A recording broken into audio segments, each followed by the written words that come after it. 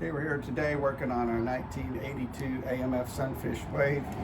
We've got some bits from another boat that we're going to be epoxying into place later today.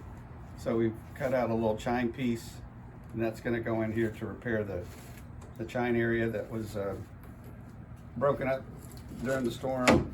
So put that in place. And we've got the phalange that goes between the hull and the deck. Cut one of those pieces out because it's really hard to recreate this angle here and get the strength in it. So we're gonna got it set up where we can notch it in. We used a thickened epoxy in the seams here. We'll clamp it up to the right shape and then let it dry. This is going to be a little backer plate. It goes underneath the deck. We use thickened epoxy.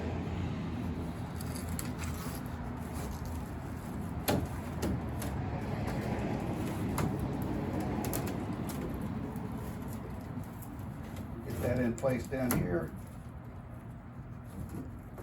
We'll clamp it. We'll let it dry. And then once this is dried, we'll be able to come back in with the last piece, the deck piece, and fit that in. And it's trimmed to fit. And that backer piece will help hold it up so we get the correct crown to the deck when it goes back on. One of our concerns with this is to make sure we get the right height on this flange when we get in the first time. So we'll get it in place and fasten it and take a visual look at it from the compared to the other side. So that's what we're doing on 1982 AMF Sunfish wave. Skipper told me to say something at the end when I was done. I can't remember what it was already. What was it? That ought to do it. So that ought to do it.